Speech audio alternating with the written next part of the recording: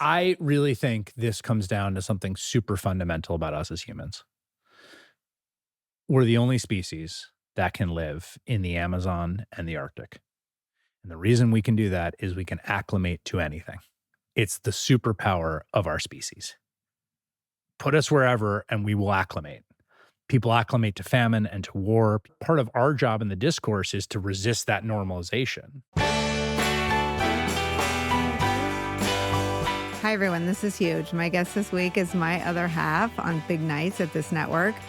We make up one of television's odd couples, but there is no one who captures my attention more completely when the news is rolling in. Chris Hayes also plays a role off camera as sort of an intellectual and emotional center for a lot of us. On the work front, his book, The Siren's Call, is all about the fight for the most precious commodity these days, our attention spans, critical in this moment when we're drinking from a fire hose of content and news. In his podcast, Why Is This Happening?, Chris asks the smartest people, the experts, the questions we all want answered about the biggest issues of our time. Now he's taking his big brain and his big platform to tackle artificial intelligence, AI, a technology that is poised to transform every facet of our lives and the world. So without any further ado, this is The Best People, and this is Chris Hayes. Thank you, my friend. Oh, it's great to be here. Thanks for having me on. I used to always want to know what was in your thought bubble when you got plopped next to me on these sets. Like, how the fuck did this happen that I'm sitting next to the Bush Cheney spokesgal? No, I mean, I think it's funny. Like, I think one of the things that's been so wild about the last 10 years of American politics is how much all of that scrambled. And also how I think it's forced me, obviously you have had a trajectory of your own. I think it's forced me to think about what is think about like Maslow's hierarchy of needs, right? So like, you might think before you're in a situation where like you don't have food, that like you take food for granted, right? And one of the things about the last 10 years of American political life is like there's sort of lower and lower on the Maslow's hierarchy of needs. Will we keep the Constitution? Exactly. Will we keep the Constitution? Do we have a functional democracy? And then it's like, okay, well, what's our feeling about a marginal tax rate? What's our feeling? Like all these things that were sort of up higher on the pyramid. And I think we've been sort of pushed lower and lower and lower. But it's also, I think, in some ways, it's reconnected me with the fact that most of political life in most places across the world, and even in this country's history, have been pretty elemental struggles to kind of keep, to preserve the mechanics of democratic representation. And there are periods where you can become inured to how precious that is. And one of the gifts, in a weird way, I think, of this period, in its own perverse way, is reminding yourself about how important that is. What do you think we're in right now? Like, I feel like you are on live TV, sort of able to see the moment with this like hyper clear focus as it's coming in. Like as Rachel's setting it up and I'm sort of like, staring and reminding myself not to let my jaw hit the table. You can really crystallize this. And if this ends up in a time capsule and people watch it in 100 years, we're now at the Trump mocking small children in the Oval Office part of the second term, while he undermines like a 90-minute Marco Rubio presser 90 minutes later about the war in Iran. And his approval ratings plunges further and further. So where are we? I think there's a few sort of fundamental realities right now. The first is the low popularity. I really think that matters. I mean, when people talk a lot about Orban or they talk about Erdogan in Turkey, and I think actually Erdogan in some ways is even a more closer analog, it really was a fundamental part of what they were able to do, that they were genuinely popular in the beginning as they were consolidating these sort of authoritarian regimes. It just is harder to do that from 38% approval. If he was at 60% approval, the country would be in a lot of way more trouble. So that fundamental political gravity matters. Adjacent to that is the fact that he doesn't care about his broad popular approval or the median voter. Do you have a theory on why? Yes. I think of it this way. There's two possibilities. One possibility is he's a lame duck and he's going to leave after the second term because he's term limited out. The other is that they're going to attempt some extra constitutional and extra legal means of staying in power. In both of those scenarios, the median voter doesn't matter that much, right? So in either of those futures, either he leaves and it's like, or I crawl down into the bunker and you guys have to try to under my new ballroom. Yes, exactly. Like, I think literally, actually, I do think that's actually one of the ideas. In either of those scenarios, you don't really care about the median voter. And so because of that, that lack of popularity is both exacerbated by the fact that, and also I think personally, he's just bored with the job. He's obviously bored. I mean, you're talking about the kids. They did this very strange thing with a bunch of kids, physical fitness, and he's there. And like he always is, he's, his eyes look down and people say he's falling asleep. He's not falling asleep. Sometimes he is, but sometimes he isn't. He's just bored out of his gourd. Very evidently could not be more bored by the job. The job more, yeah. And so I think all those things are true. And then I think the final thing that's true is it remains the case that Trump and the kind of party that he has captured is committed to rule by any means necessary and will use every possible stratagem, legal, illegal, constitutional, extra constitutional, normal politics and abnormal politics to try to retain power. When the ex-Republicans that Democrats have very, very earnestly welcomed into the coalition get together, they marvel at how self-examining and self-critical Democrats are. And it's like an earnestness that Republicans still cannot get their brain around. Like, we always sucked, but we went balls to the walls. Totally, you guys have always been more earnest and more honest and have been so self-critical. Do you, is that just unchangeable? Is that like in the DNA? Like you can end up with ex-Republicans as being like more evangelical about the Democratic side than the Democrats. Yes. Okay. You're pointing towards something that I've been working out in my head and I haven't quite concretized. I think personality type has a lot to do with the way our politics function. And there's a fair amount of evidence. And one of the main metrics I've been thinking about this, and this happened a lot with COVID, is you can think of a axis of what we might call conscientiousness or less charitably neuroticism, right? And I think that like the personality of the modern sort of progressive liberal left is highly conscientious and also highly neurotic. And again, it's a fine line between those two because like conscientiousness is awesome. Right? Like, hey, wait, that thing you said actually is a little insulting to that person over there is a cool instinct. Right.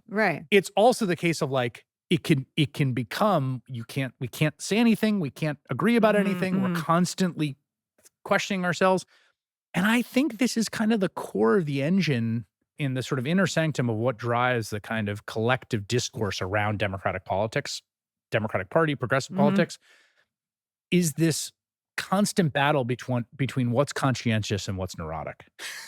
But like I have strategists on who like I don't even remember and I'm not mad at them anymore about the campaign. And they're like, no, one of the things we did wrong. And I'm like, what? Why are you still are you still platform? Like everyone, 70% of the country is down on Trump. Like we're all over it. Like 70% of the country wishes you won. Like move on and figure out how to win next. Like there is such and I guess the contrast is not it's still better than what we've got, but it makes me nervous about 28.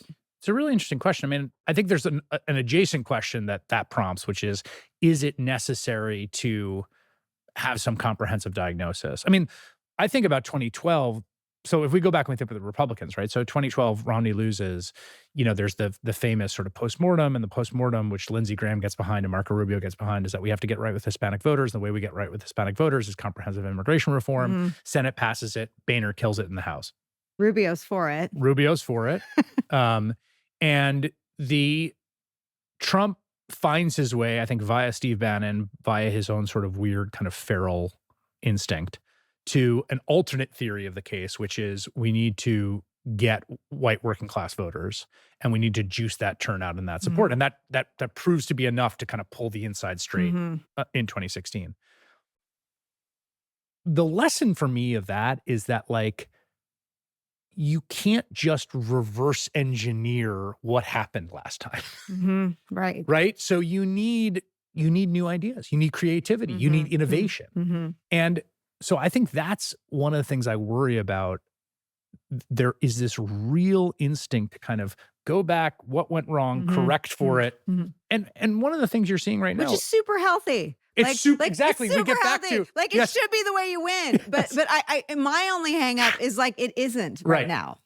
No, how do you take the party doing all the right things and losing 2 out of 3 elections against Trump and get them to be a little naughtier? Yeah, that's interesting. Or even just less scared of their own shadow. You know, I mean, that I think because is I think that's what the voters are smelling. Right. Yes. Right, confidence. Right. And I think, look, there are places where I think you see that for sure. And I think part of it too comes down to, a lot of it comes down to talent and who the candidates are.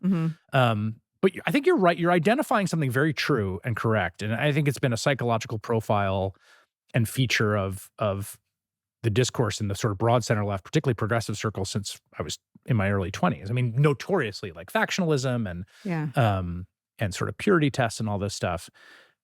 But yes, the other fundamental thing I think you're putting your finger on is a sense that every conservative and Republican has from very young, that the country is with us and we are the true representative of America, and the sense that so many Democrats have that they aren't.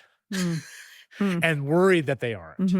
And which isn't even true. Which is not true. I mean, that's the thing about right now, right? I mean, particularly right now. People don't, the Iran war being a perfect example. People don't like it. They just no one likes it. And people don't like it who have my politics, people who don't have my politics, people who are religious, people who are secular. And I think the only way out is through. And what I mean by that is ultimately it's all in the doing and it's not the theorizing. So you got to go out and do. And I think you're seeing different candidates from the Democratic Party in very different ways.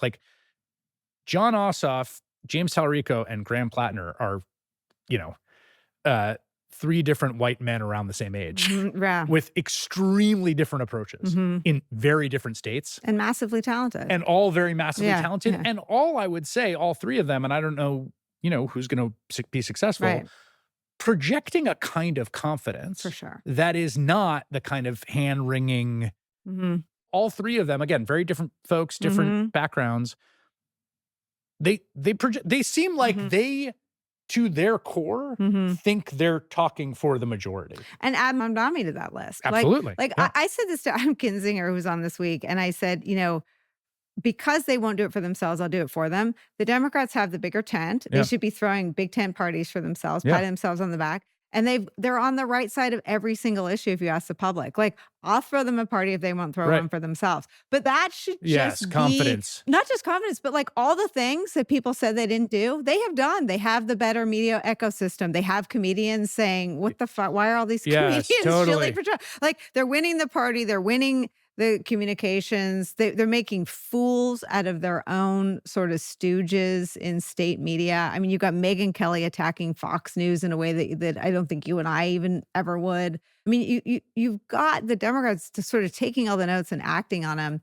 But I guess your point maybe answers it. They now need to deliver. Is that the feeling? Yeah, and I think you're right though that there is this weird vestigial place that people go to keep talking about the, you know what I mean? And it's what's 2026? A lot. And, there's this great line, the former UK minister during World War II about what the hardest part of governing was. And he says, events, my dear boy, events. Yeah. And it's as you remember, there were articles being written in the summer of 2000 about when Jim Jeffords, the Republican senator, moves from Republicans to Democrats about is the Bush lost his way? And then, what happened? 9/11 happened. Yeah.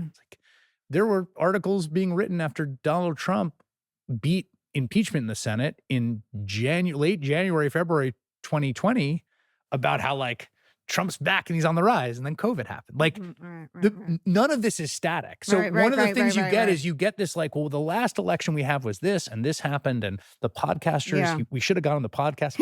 It's I hope no Democrat shows up on the lots of stuff has happened. Right. Lots of things have happened. You do talk about what's happening. So, and I think again, some people think, well, then you're just coasting on thermostatic public opinion and backlash, whatever. But it's like also like, no, you're responding to events. I mean, this is something I think that's so important is you have to be responsive to where the public's at and what people are feeling. And right now, the country thinks we're on the wrong track, doesn't like Donald Trump. Don't like the way things are going. Things are too expensive. They don't like the war, and they think Trump is corrupt. These are all like big 60%, 65% majority findings. So just go with that, right? Yeah. I mean, do you spend any mental energy trying to figure out chicken and egg with these big stories? Like is the Epstein betrayal the keyhole through which they believe the rest of what the pro-democracy had to say about the economy and the corruption? Or do you think it's just all crashing down on people? Like, what is your theory on how the collapse happened? So here's what I think. I think that one, I think, useful category to think about is sort of low trust, high trust, right? Do people trust other people and trust in institutions? And one of the things about the US is we are a very low trust democracy. In fact, we're the lowest trust country of peer nations, right? So there's all sorts of measurements of trust. Do you think most people can be trusted most of the time is a question, gets asked across all the countries. Do you trust the government? Do you trust big business? These things. We're very low trust. In fact, it's like us and Russia. But the reason I think it's relevant is I think the information environment has exacerbated that, right? It's the way the algorithmic feed works, it feeds on that. And it benefits the out of power party because it's like, don't trust them, they're in power. So Donald Trump had that as a tailwind when he was running against. And I think one of the things you saw with Epstein was that dynamics flip around and then it was a headwind. Right? So it's like, and you saw it with Dan Bongino, it's like he's a podcaster being like, well, I want to release it. And then he's in the FBI. Totally uncomfortable. And it's like, yeah. So I think that's one fundamental dynamic here. The reason I think Epstein was so crucial is that it kind of flipped that sense of who's in power and who's out of power. Who's lying to you. Who's the they, right? That they that we've all heard, they don't want you to know this. They are keeping the it. Deep state. Yeah. The deep state or whoever it is, right? That sense of the they, I think, flipped at a certain point, particularly with a certain kind of low trust voter that was very weakly bound to either party. And if you think of it as like an electron weakly like circling a nucleus, that it sort of bound to Trump in 2024, and then it's bound back off him. And I think in many ways, Epstein was the story that made that chemical reaction happen. And now I think it's pretty hardened, right? Because now it's like these people look like insiders and liars. So I think you're right to identify that as like a key moment. But I think in some ways, and I think this is actually a real challenge for Democrats if and when they retake power, is that like, it's very hard to run a low trust democracy. You've almost got to go all sunshine. Like you've almost got to have like Florida had sunshine laws that required, I mean, they were like, it was forever ago because I'm ancient, but like reporters could be anywhere where two politicians were in the same room. So if I worked for Jeb Bush, if he was golfing with someone, the press was allowed to go. Like you almost have to modernize sunshine laws. Yeah, that's interesting. And put like a puppy cam on the head of every politician. Like you've live stream the White House. Correct. Or live stream everything. You've got to throw the doors open in a radical way. Yes. And I think that is one, to go back to this question about like, you know, learning from the past while not being obsessed with it and trapped in it. I do think one of the big lessons of 2024 is like, say yes, talk to the press, talk to everyone. Like you're just, the default should be a posture of yes, I'll do press conferences. I'll go on this show. I'll talk to that person. I'll talk to that person. I'll talk to that person who doesn't like me. I'll go on that show where the host has said some awful things before. I don't care. I'm still going to talk to his audience. Like, I think changing that default has been pretty key. And I do think that's been happening. Who do you think does it best? You don't have to name one, but like, who do you like? Who's, because I read your comments about this. Like some of what benefits Trump isn't that he crushes a single one of these performances. It's that there are so many that were like what you call it post-gaffe politics. Yes, post-gaffe politics. Yes. I mean, I think Mondani has done this very well. I think the campaign that Plattner has run in Maine is pretty instructive. Again, take out what you think of him as a, you know, whether he'd be a good senator or not, or he's kind of been everywhere. And part of that too has to do with the difference between and I'd love to hear you talk about this, the assessment you're making about cost benefit when you're the incumbent and you're the challenger. Right. Right. So it's like, I think a lot of the Democratic establishment still worries about the gaffe, and they worry about, I'm going to do this interview and then this thing's going to get spun up and it's going to be the Howard Dean scream all over again. And it's like, it would never I saw your, like, that could never happen again. It's never. Nothing lasts long enough. But I worry that Democratic voters would still hold someone accountable for a scream. Like, I think that there is still this thing, and I see it in trying to book my own show where people are like, oh no, he doesn't want to do too much. Why not? And Go talk. What? Like, the more you do, the more you do. And that's all that I think there is. And also the other thing is that, like, Democratic politics is a sustained act of communication between people trying and arguing. Like, sustained argument. Right. You know, it is the nonviolent means by which we resolve the conflict endemic to human affairs. Right.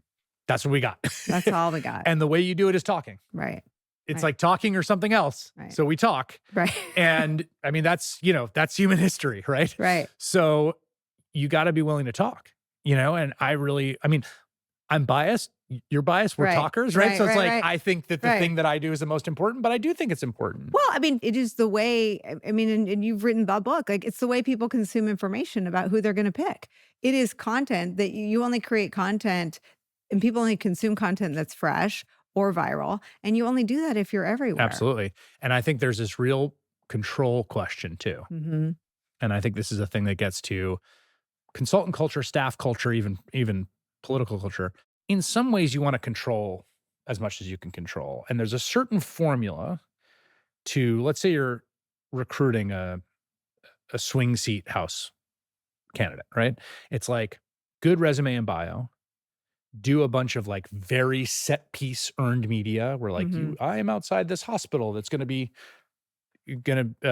go under because of Medicaid cuts, right? Take a few questions and then raise a ton of money and buy a bunch of ads. I mean, that's been the formula for decades. And the advantage of that is that you can control everything. You control the ad, right? But the problem is, increasingly as the landscape changes, the people you need to reach aren't going to see the ads. They're not watching like local TV news. But what Democrats would say to you is, and how do we lose all the swing states over the Trump trans ad? I'm for whatever that ad was. She's for whatever it was. They, them. I'm for you. Yeah, I'm for you. I think there's a strong rebuttal of this. Two things. One, in the states where the swing states where both sides were running ads and campaigning, Harris's margin was narrower than in the other states. So look what happened. Look at Trump's overperformance that happened in New York State where no ads ran, right? Right. So if you want to test the hypothesis, zero money. Yeah. The structural conditions were driving support towards Trump, and the Harris campaign actually blunted it, clawed it back. Yeah. Right. So I have this argument with campaigns all the time. They're like, well, you say the ads don't, because I worked on campaigns, right? And I'm very skeptical of paid media. Yeah. The second thing I would say also, which I think is a really important thing to realize, is if you break up voters by how much news they consume, okay? So in the center of this bullseye are the people who consume the most news, who self-report as a lot of news. Kamala Harris wins them like +4 or 5. Then like some news is like maybe +1 or even. Almost no news is Trump +7. Again, I'm doing this off the top of my head, but roughly. And zero news is like Trump +15, right? So it wasn't like the people most tuned in, like the campaign and the swing states and the people most tuned in those were the most Harris disposed voters. It's that outer circle, and you got to have a theory of how to talk to those people. I think this gets into the attention economy that you wrote about and that you talk about. I just read something, I think in The Atlantic, that for all the time and energy we spend on our podcasts, a majority of people consume all podcasts in clips. It's all clips. That's incredible. I mean, it's all clips. And I mean, look, there's something we could get into what this is doing to everyone's brains and their attention spans and their ability to concentrate and listen. And, I think there's also a question of like, does everything need to be TV? Right. Like, oh yeah. I like TV. You like TV. Right. We make TV. Right. But also like listening is nice. Reading is nice. And like, should we have to do our makeup for our podcasts? Well, that's, and the idea that everything now is TV is insane. Insane. I mean, short form video, right, is the kind of default means of communicating. And that has profound implications. The other thing that's crazy about that too, which, is worth thinking about, is we talk about the algorithm. like the oracle at Delphi, like with like the proper noun. Yeah. And it's like that algorithm is determining something in some opaque way that is communicated to us as a neutral arbiter of virality or popularity, but it's not. Like, why does that algorithm do what it's do? I get served stuff all the time in my algorithm where it's like, I like to work out and I like weightlifting. I like watching weightlifting videos. And it's like, do you also want to see this like super right-wing anti-feminist content from like gross misogynistic dudes? And I'm like, no, I don't. But it's the same thing. Like they're making guesses, right? Yeah. About and it's what like, what else you might like. it's also not, the other thing about it is, it's not like it's that sophisticated. Right. You know, that right. Right. So you looked at a bunch of weightlifting videos. You like these shoes, you might like this dress. You like a lot of sports. Yeah, exactly. Right. It's like, oh wow, the algorithm. It's like not that incredible. Yeah. But I do think that, you know, the role that plays, it is a weird black hole at the center of our politics, the algorithm, because if you go back to what you were just saying before, which is true, that most of the podcasts now are being consumed as clips. It's like, well, where do they see the clips? Well, they see the clips on Instagram or TikTok, where they're fed into an algorithm. What does the algorithm show them? Well, I don't know. Yeah. And I've had this experience too. You know, this slot machine we're doing short form video, which again is good and we should. And that's again, to take my own medicine, right? About like, you got to meet people where they are. I'm sure you've had this experience. You know, you make 3 videos and you put them out and like one gets 30,000 views and one gets 90,000 views and one gets 2 million views. Right.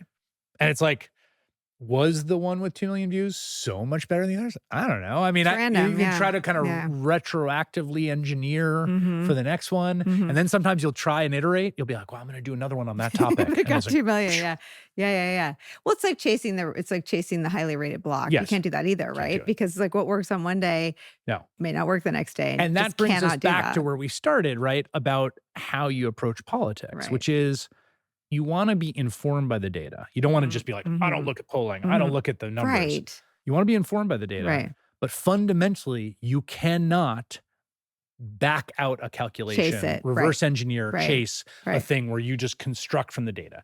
You have to have a vision and have some ideas and try stuff and see what works. But you can't just depend on, you know. So how do you do that for your TV show? Like going from the high tech to the algorithm to like probably the lowest tech thing we both do, which is program our TV shows based on what we've read and consumed in the news. I mean, honestly, I think in a weird way, I think we all have a sense of like, what are the big stories? You know, sometimes I ask myself if I'm like staying too closely in the main center, like the big stories. I mean, it's an 8 p.m. show. We do, we do the big stories of the day. Sometimes I'm like, should I be doing things that are more bespoke or more underappreciated? Yeah. But then in some ways, like the big stories are so big most days. Like there's a war happening. Like and like the medium is also like a broad story. Appeals to broad. I mean, I don't know. I also feel sort of like everyone can get the news on their phone. So my duty, right, is to sort of do some curation. And so what is the biggest, what is the thing that impacts the most people or hurts the most people? Totally. And I think, so I think also we're living in a world where those big stories are big and kind of omnipresent. Yeah. It's, I've been They're also so bad. They're so bad. And I've also, they're so bad. They're so bad, but there also is this sense I have of there's like bad stories that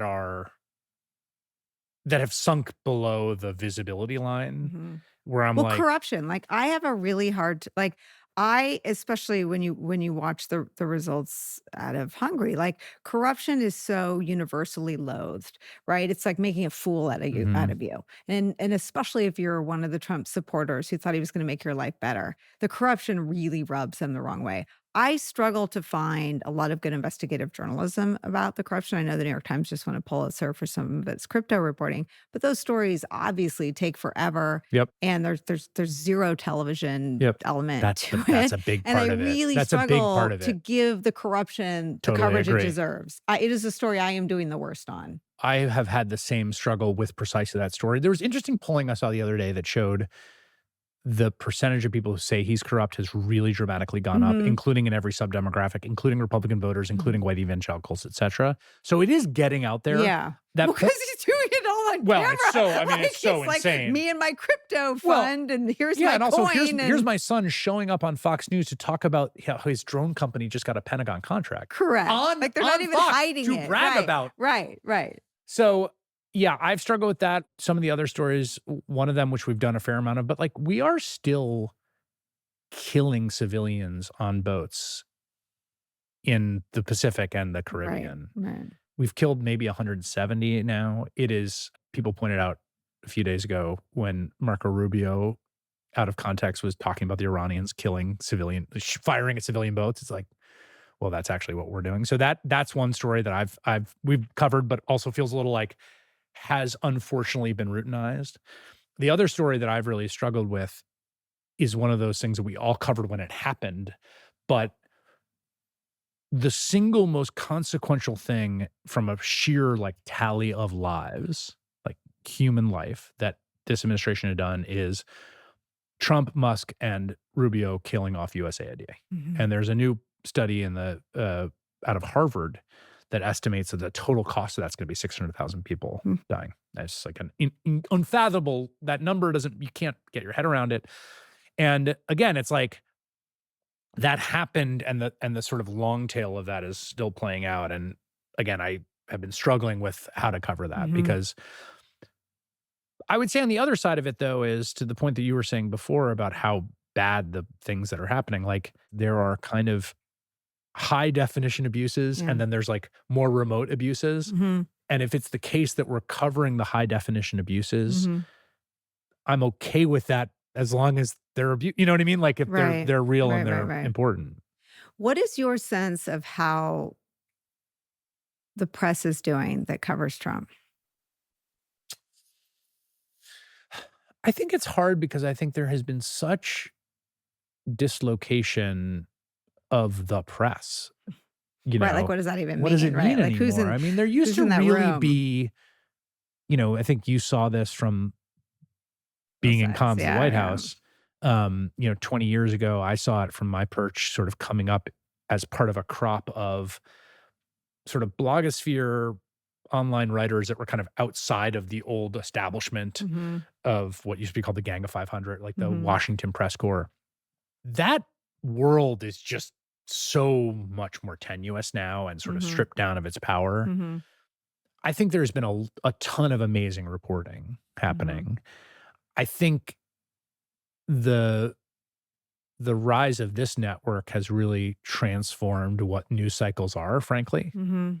I think people have a lot of frustration with the coverage of Trump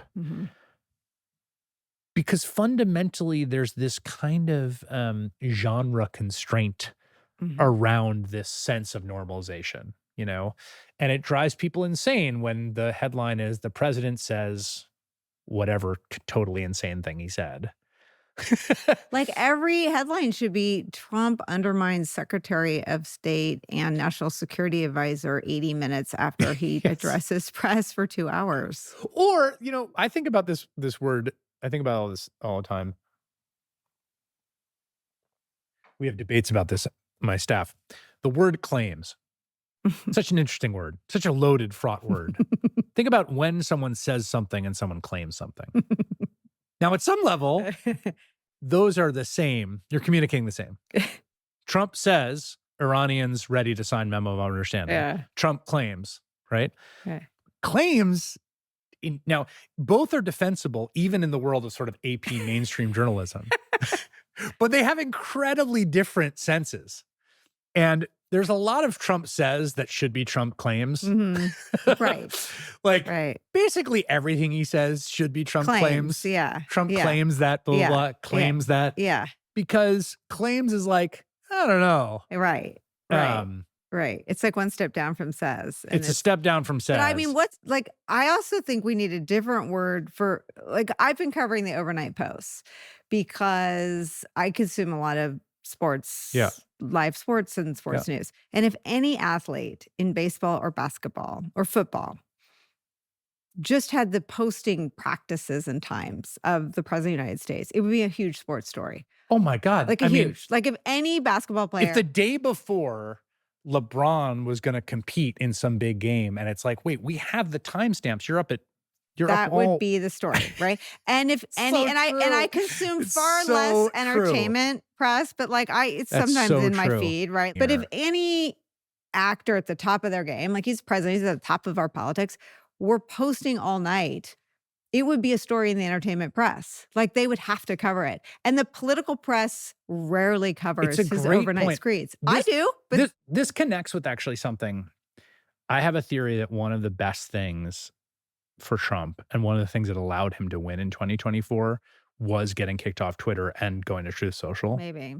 Because we didn't see it. You don't see it. Mm-hmm. So it's like someone having a like psychotic episode where they scream into a pillow in a padded room. And then they like come back to you. Truth Social is this padded room. It is. It's like, and it's like, and because the only reason people are on Truth Social. Find it. I just read this. I don't know how to find it. No, we all read it based on the reposting, whatever account we follow that reposts it. Correct. But I think that like when it was on Twitter, particularly when it was on Twitter during peak Twitter pre-Musk, when we were all there, when everyone's there, it was it was like being in a subway car with a person who's having a breakdown. Knife. But then we all moved to a different subway car. And he's just in there. Like in there and alone. I think it helps him. I really do think it helps him because it's like, and you're totally right that if that was more present, if it were, I mean, again, if anyone in your life, I mean, forget about, first there's your athletes or celebrities, but like if a coworker, if your boss, if you're were posting all night. I mean, it would be, no one would. I would call Rachel and be like, you call him. I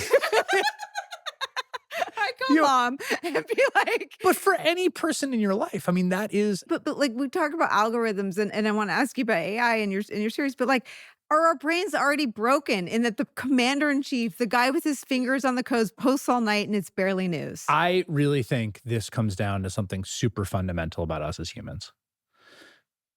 We're the only species that can live in the Amazon and the Arctic.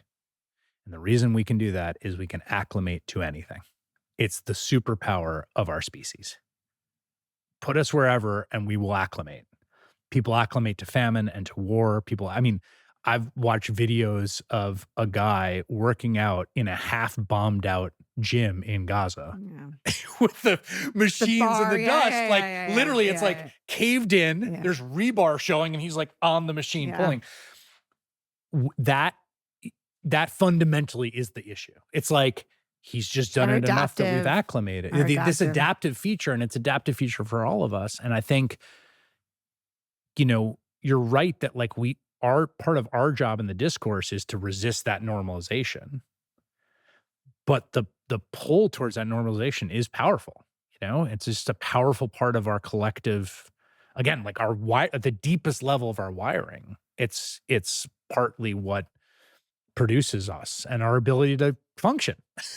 So the AI piece is this thing that I think I have two ways of coping with AI. One is what is artificial intelligence, right? Like I'll just stay and wonder as long as I can, like, what is this newfangled thing?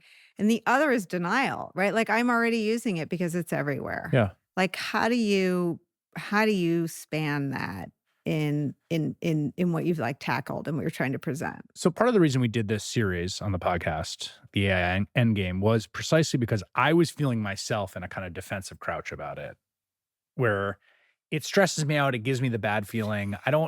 It's like, something's breathing down my neck. I want to like close the door and pretend it's not there. Like one more thing for us to be scared exactly, for our kids about. Exactly. And like, I'm like, I can't do it. Out. Exactly. I'm like freaked out about I still drink water out of a plastic bottle and like, I can't do AI. Like I'm going to let someone else worry about that. Like Chris Hayes worry about that. So that's exactly where I was. And I think one of the things that was really wonderful about doing the series is I think curiosity can sometimes be the antidote to anxiety. Totally. It's like, wait a second, let me find out some stuff. And one of the things that I think I came to is I think I've arrived at the point where this is a big deal and a big technology, but fundamentally it's what you might call a normal technology. And what I mean by that is, the car is a normal technology. It completely transformed every aspect of our society, our it's health, everything, right? So, and it has had enormous negative consequences, enormous positive consequences, like, the smartphone and the internet, the personal computer, the steam engine, the railroad. Like, these are all, again, normal technologies, transformative, enormous consequences, but fundamentally there were human beings who were heartbroken or grieving a loss of a loved one before and after the automobile. And we're going to be human beings before and after AI having human experiences. So that to me helped lower the temperature. But once I started engaging with it in normal technology, once I started thinking about how did the car change the world, and how did the personal computer, and what would it be like to go through that again, and what were things that we'd like to go back in time and kind of figure out at the time around the car or burning coal that we wish we did back when it started. That was my way into kind of starting to feel some agency restored to me, as opposed to I'm sitting here waiting for them to drop the bomb on me. Which is the way that I think that a lot, right? Doesn't it? It feels... One of our colleagues was walking around the other day, stunning before, but, mid hair and makeup, and walked by. I said, "What's wrong?" She said, "I'm so scared about AI." And I'm like, "Wait, what did I miss? What did it do? Exactly. Did it backdrop? What happened? What?" But that's how I felt. I'm just We're waiting for the bomb to drop. That with her curlers in, she's like, "I'm so upset about AI." And I literally got my phone and you can't Google AI. It's too smart for that. So I'm like, what did it do? What happened? AI do a thing? What did I miss? Claude, did AI do a thing? But what is the AI for dummies? How do you start? How did you start? Okay. So I think I think if you build up from the idea of, let's start with just predictive text, right? You give a computer a lot of your emails and it's iteratively, you train it so that it can start to recognize that when you say sorry, I can't, the last two words are make it. Pattern recognition, right? And it turns out there's a way to represent the connection between those words in a big matrix such that probabilistically, right? When you run it again, it's sorry, I can't make it. Okay. That core insight that a lot of the talking and reasoning we do is probabilistically related to each other is the insight this whole thing grows out of. You get more and more sophisticated, more and more variables and more data into a model and you train it more and more, the connections it can start to make get more and more elaborate and complex. Like remorse. It can start to communicate remorse. Sorry, I can't make it. I'm tied up, but I feel terrible because I know this is the fourth time I'm canceling. Exactly, right? So yes, from sorry, I can't make it to that. A message I type often. Right, exactly. From that small thing to that bigger thing to a lot more sophisticated and complicated things. Basically, in this remarkable way, with enough data and enough training and sophisticated enough relationships between variables, a whole bunch of behaviors emerge that don't work the way that we work internally, but are effectively able, through a kind of different process, to ape a lot of what we can do. Now, you and Derek, though, put your finger on the part that I think scares me, which is that there is a human sort of atop the technology, or a few humans, or a handful of humans, or, very small number of them. And no one is able to ensure that they have benevolent interests. I am not anti-billionaire. I am fearful of a world where billionaires amass so much wealth that they can easily pay for power. That is what I'm most afraid of. Not just a world where billionaires control artificial intelligence, which itself might be dystopian, right, but a world where billionaires, by virtue of their AI wealth, are able to control everything else because they can buy political power. That is scary to me. What do we do about that? The metaphor that many people use inside and outside Silicon Valley and outside AI is, imagine the nuclear arms race in a bunch of private companies. not Los Alamos. No state actors. With Oppenheimer, state actors where it's like everyone's vetted. We're doing this for the state. It's like there's a company in New York trying to build a bomb. And then there's one down in Austin, Texas. And then there's another competitor. And they're racing against each other. And then also there's a bunch of Chinese companies. And there's one in Moscow. And there's one in, and maybe these are good people. Maybe they're not. That's the way it feels right now. And I think one of the things that's just inevitable, and people inside Silicon Valley say this, is that there's got to be some federal regulation. There's all kinds of profound implications of the technology, cybersecurity, to warfighting, to privacy, right? That there has to be some democratic interface. Now, that's dangerous and scary in its own way. Like, do I want Donald Trump personally thumbs up and thumbs downing which models come out? No. But one of the things I think that's interesting when you think about how the modern state has evolved to deal with areas of really difficult technical expertise is like, we have these institutions that got created. I'll give you two of them, the central bank and the FDA. Like, we don't want up or down floor votes on whether a new drug should come to market. Right. We democratically created a technical body that has a process to regulate the safety and efficacy of new drugs. We also don't want up or down floor votes on like interest rates. We have done this for various other problems before. It's a muscle we haven't exercised in a while, but I think it's going to be something, we're going to have to exercise that muscle again. Is there any movement toward creating that, or is the industry so resistant to it? Our CNBC colleague, Andrew Ross Sorkin, had I think someone from Palantir on the other day where he said, what do you think about the idea of an FDA for AI? And he's like, the FDA has killed millions of people, right? So I think that's the posture of a lot of people.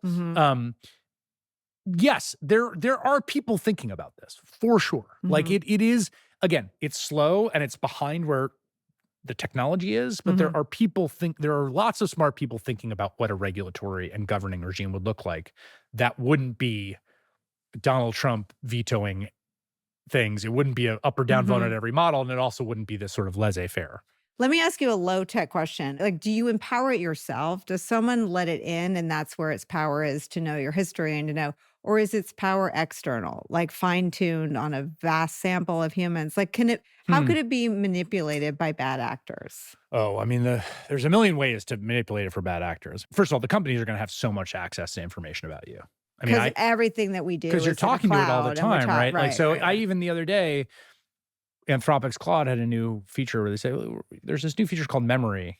Do you want to turn it on? And I said, sure, yeah. And then it said, and it gave me a readout. What did it access?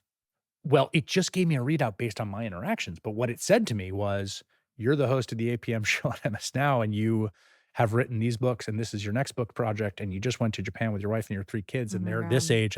And all of that just came from, I'm talking to you, and you're learning stuff about me. And then I had this moment of like, oof.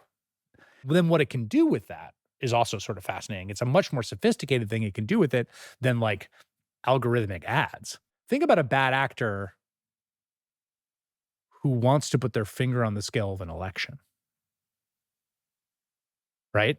I mean, increasingly, where do people go for information? You know, for an earlier generation, it was Google. You know, young people today go to OpenAI, they go to ChatGPT or Claude or Grok, right? Now imagine the person who's in the wiring of those models who wants to put a finger on the lever for the Republican candidates. So who's running in my local election? Well, this person who's got this issue and this person who sounds pretty good. Yeah. Yeah. That's the answer you get. You don't know that the model was messing with the wiring, right? Well, the other thing is, like, a campaign person is the vast majority of consumers would view it as a neutral source, which is sort of the burden of so much politics. Even an endorsement comes from a loaded person, a partisan figure. The vast majority of consumers view AI as neutral on the sidelines. The other thing on top of this is, as the models get more sophisticated and there's more what we call emergent behavior, the people running the models don't actually understand why they're doing what they're doing. I mean, this line that the New Yorker writer Gideon Lewis Krauss, you know, put in a piece that has stuck with me is, we had the steam engine before you had the laws of thermodynamics, which is to say the steam engine was built and working before we understood the physics of why it works. Right. So that's a little bit of where we are right now with the models. Yeah. The model's doing stuff. The theory of why the model's doing that stuff, we're still working out. We're still working out. Let me play a clip. We'll talk about it on the other side. I think what they're doing is actually something that's extremely interesting and powerful, but very different from what children are doing when they're learning. What they're doing is taking all of the material that human beings have already learned, right? The reason why they're so effective is because they're taking everything that human beings have said and thought and put out on the net and understood, and then they use these statistical methods to try to organize and summarize and agglomerate that information. So it's not that they're going out into the world and figuring out things that are new the way that 2-year-olds are doing. What they're doing is taking all of the things that human beings have thought and learned and had ideas about, and then finding statistical patterns in that information. So that was Alison Gopnik, and you have kids, I have kids. I mean, some of the mistakes I think people can make in thinking about AI is it is not functioning the way our kids' brains function. This is what's so fascinating, right? To the point where we're just talking about, like, frontier AI models are producing all this remarkable behavior. It's not because it's being built the way that a human brain is. Right, right. It's a different thing. Now, we'll probably learn some things about how our brain works from this. Right. But, Alison Gopnik, who's a fascinating, brilliant cognitive scientist, psychologist, philosopher across all these different areas, one of the things that she is identifying is the embodied human child is the most potent intelligence that exists on the world. The amount that you're learning and the amount of time bootstrapping in your environment puts everything else to shame, including brilliant adults and frontier AI models. But the question then becomes, like, will we learn things about how we operate by having this other form of intelligence? Will we change the way those models work to get more like us? Will they become more embodied, which is a whole other question. There's lots of data that you're getting as a little kid when you're sticking things in your mouth and crawling around. I'm in it with a right. 2-year-old. The model's just reading the internet, it doesn't have that experiential Right. learning in the same way. And so one of the things to get back to why I found this podcast series so interesting is one of the ways I dealt with COVID and that anxiety was to think about the fact that there were all these intellectual questions this pandemic presented. Mm-hmm. How do supply chains work? Mm-hmm. How do communicable diseases Mhm. work? Mhm. Everything. Mhm. There are so many fascinating questions that this technology prompts that I actually think can be the source of some inspiration, because it brings us back in some ways to what we find beautiful and thrilling about being human. What's fascinating to me and what I learned from sitting next to you is that I think this moment and covering this moment is like this pressure cooker. And when the pressure bears down on humans, right, we do all different things. You go to like intellectual curiosity. Yes. I go to like, whose hand can I hold in my despair? Right. And like, I do, like, I go home and I sometimes laugh that like sitting next to me are you and Rachel, Mhm, right? Who mhm. like your intellectual journeys like would never have taken you through any of the things that I've been a part of. Like your monologue the night after the Iran war started, like makes me cry talking about it. Like at the end of the day, the curiosity comes from like deep, deep care for the humans. And just talk about like what's inside of you. What is your driver? Like, what is your why? I come from my parents are really remarkable people and extremely compassionate, humane people who definitely raised me and my brother with a sense that you need to care about other folks and think about what makes the world better. I think that's the animating drive for both of us. My wife is the same way. That's her animating drive. It's the drive that you want to pass on to your kids. And I think in the best, what I would call like secular humanist tradition, what drives me is that, like, I think it's a miracle that we get to be these things. Well, it's totally improbable and totally beautiful and totally transcendent that we're here. that we have the ability to like reduce suffering and increase kindness, and that in the time that we're here, that's what we're put here to do. That's really the animating drive. Like, I really believe in that. And it's not quite a religious faith, but it's adjacent to it because it is faith. It's not because of anything I can deduce from a spreadsheet or anything I've read. It's just there as the principle of what I think a meaningful, good life is. And so that's my project, is to live a good and meaningful life. And what living a meaningful and good life is to make things better. I love being your colleague. I I do too. love sitting next to you. I love being on calls with you when you say the thing that everyone's thinking, but no one says. And I love covering this moment with you. I feel like I won this lottery ticket that I get to sit there. I love this you. podcast, by the way. No, it's been great. Well, you It's, are like the podcast pioneer, so thank you it's for been wonderful, for and it's plowing that. such a great pleasure to get this time together. Thank you so much.